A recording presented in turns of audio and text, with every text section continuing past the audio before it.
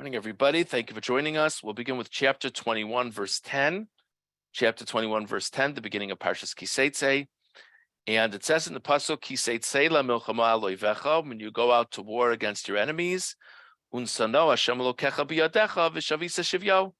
And God gives your enemies over to your hands, and you take captives. And then the context of the following psukim is the somewhat perplexing halacha of Eishes Yifas Toar, that if you take a beautiful woman in captivity, there's a means by which the soldier can take the woman home and marry her. And there's a lot of discussion about it. We're actually not going to spend much time on the actual halacha of Eishes Yifas Toar, but I would like to focus on the Orach Chaim, the first Orach Chaim on Pasuk Yud. Ki Teitzei la milchama loivecha. One has to understand, why do we need this whole preamble? If you look for a moment at verse 11, the next pasuk, it says, you see in captivity a beautiful woman. Look at verse 10. When you go out to war against your enemy, and God helps you succeed, and you take captives, what do you need this all for? The pasuk should just begin. When you see in captivity a beautiful woman, that's it. What does it matter? You did go out to war. You didn't go out to war. Maybe they came to you. Maybe you went to them. Why are we talking about if you were victorious or not? None of this is the point. The point is that there's this halacha that at war, if there's this beautiful woman that's taken captive, what happens now? V'yod, achasha amar ki teitzei lemilchama lo yitzarich lomar aloivecha. You go out to war against your, I'm not a military man, but I would think you go out to war against your enemies. Only in Jewish institutions do we go to war against our friends. But the pasuk says when you go out to war against your enemies. Does it even have to say against your enemies? Can't it just say when you go to war? Ulai. The Torah is coming to permit this beautiful woman. This whole halacha is only in a military context. This whole allowance is only in a military context. Mefarshim explain in one way or another that during a time of war, people are being so aggressive. That's the only way one can be at war. And so in that context specifically, there's such great temptation. So the Torah is giving you a permissible way to go ahead and do this. But if a man in another context sees a beautiful woman and it's not a military context, he can't create a circumstance by which he marries her and converts her. I mean, it doesn't work that way. Okay. So therefore, chash hakasuv should be Yitzias Yitzrael LaMuchama Ragleim Lara Yarutzu Kadei Sheyahanum Midvar Isser. So with this halacha of Eishes Yifas Toar, you could imagine Jewish men going to war getting the picture very, very wrong. In other words, they're giving a call for war. So Jewish man sits there and says, do I want to participate? Do I not want to participate? I'll tell you what. Maybe if I go out to war, maybe I'll meet some beautiful woman, and maybe that'll be the reason to participate. Maybe that'll be wonderful. And that's not at all what God has in mind. Therefore, the pasuk sets the tone. When you go out, when you go out to war, that the reason why you're going is because there's a war, and the reason why there's a war is that you're waging war against your enemies. What does it mean, your enemies? Shehem oivei Hashem, meaning the enemies of God. Pasuk says that God, those who hate you, I hate them. They are like enemies to me. When you go out to war, it shouldn't be to find an Eishes Yifas Toar. It should be because there's a nation that's acting like the enemies of God. If that's your attitude, if that's your outlook, you're fighting God's fight, then comes the second half of the pasuk. Then God will give you success. Then God will give the enemy over to your hand. From here you learn, if not this way, if you're going out for a different reason, ve'atam move on mimash amar be'inyan, we would understand what a different reason would be. A different reason would have to do with Fastar.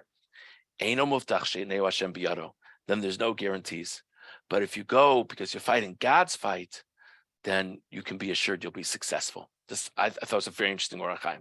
Okay, there's so many different things in this parsha. We're going to jump ahead now to a new topic, which is verse 16. Actually, we'll start with verse 15. Ki siyena le'ish shtei noshim.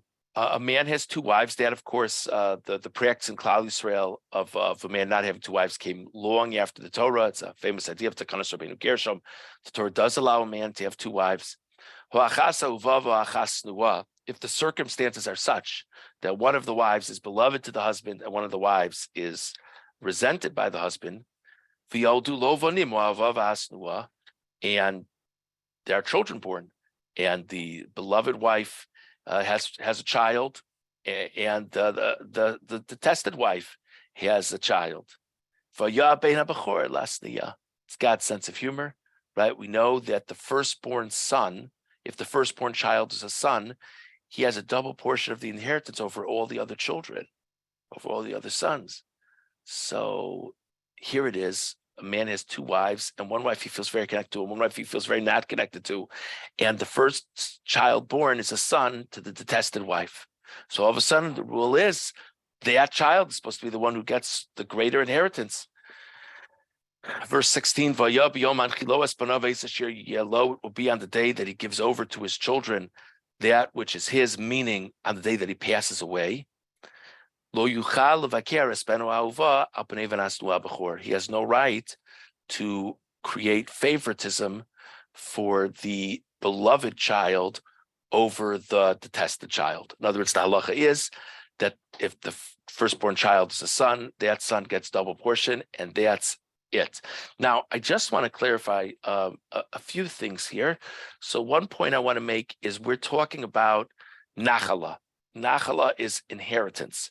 Matana, gift, person could do whatever they want with a gift, right? In other words, if the parent before the parent's passing decides they want this to happen, they want that to happen, and they actually give the gifts now, not to take effect upon death, but give the gifts now, then the parent has that ability. But we're talking about a parent who says, listen, it's all mine. I want to keep it all. But when I die, I want my beloved child to get, or the child of my beloved wife to get the double portion.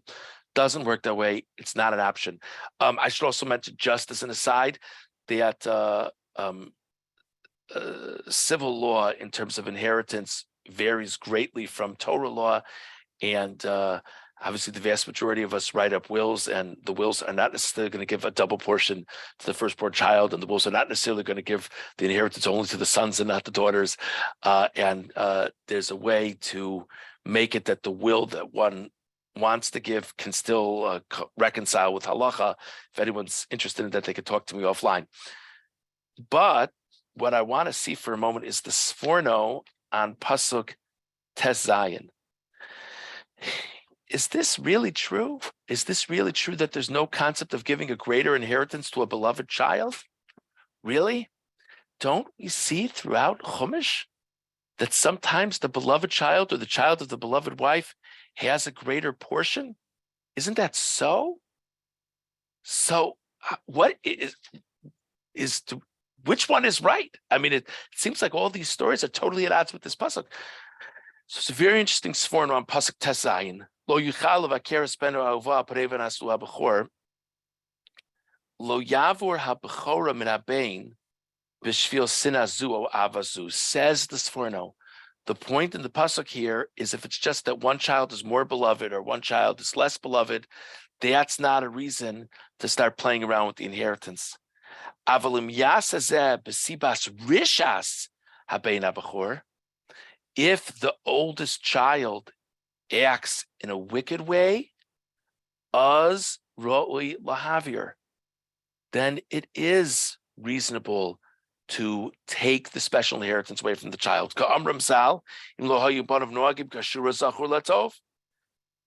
So if that the children did not conduct themselves appropriately, and that's why the parent is passing inheritance from the child, that's a different story. V'chein Yerash Asa Yaakov Avinu. That's what happened with Yaakov. Who was Yaakov's first child? Ruvain. Who gets the special right of being the firstborn? Yosef, because Yosef has 2 tribes come from him. By the way, who was Yaakov's favored wife? Rachel, the mother of Yosef. So isn't Yaakov violating this pasuk? So the Sforno says no, because why did Ruvain lose his birthright? Says the Sforno, look at the pasuk in Divrei Yamim. There's this famous story that Ruvain did something with the beds, switched around Yaakov's beds, and as punishment for that, he lost the birthright. He still inherits, by the way, but he lost the special birthright. So the Sforno was saying, I think, a very novel idea. The Sforno was saying that what this pasuk is talking about playing favorites. And by the way, it's even one step further. It's talking about playing favorites based on the mothers. He says playing favorites we're not allowed to do. But if there's a child who's the firstborn, who's really felt that this child is not an appropriate heir, he doesn't have to get the rights of the firstborn. A very interesting, but not because a comparison to is he better or worse than the other one. It's that he in his own right, seems that this is what the Sforno was saying, he in his own right is acting in an inappropriate manner. Just interesting Sforno to think about. I'll mention we shouldn't have such problems, but there is real discussion in halacha about the ability to take away inheritance from a child. If a child, acts in a highly inappropriate manner, there's discussion about maybe a person's supposed to give something to the child, but doesn't have to give as much to the child as to other children. There's a whole discussion. Of course, this is something that should be done in a thought-out way, and if you can, it should be discussed with halachic authority to understand the parameters of it. But it is an interesting thing, and it's also part of the world, as we know. It's an interesting thing to think about. Okay, moving on to chapter 22. Chapter 22, verse 6. We'll just read the pasuk today, and then God willing, we'll continue tomorrow. When you find a nest before you in the path, on a tree, or on the ground, chicks or eggs, and the mother bird is kind of hovering or lying over the chicks or the eggs, don't take the mother while the children don't take the mother while the children are present. Meaning, verse 7, send away the mother. In other words, what it really means is don't take the children while the mother is present. So send away the mother and then take the children, take the eggs or chicks for yourself. So that it will be good for you and you'll have lengthy days. So what we're going to talk about tomorrow, God willing, there's a famous discussion about this. Are we to say that this is a mitzvah that's all about God's compassion? Is that an appropriate thing to say? Is that not appropriate thing to say? So God willing, we'll touch on this tomorrow. We discussed the Orach Chaim was a very interesting pshat, the introductory pasuk of the laws of Leishis Vastoar, and we discussed the Sforno, who has an interesting perspective on the prohibition of playing favorites within the inheritance.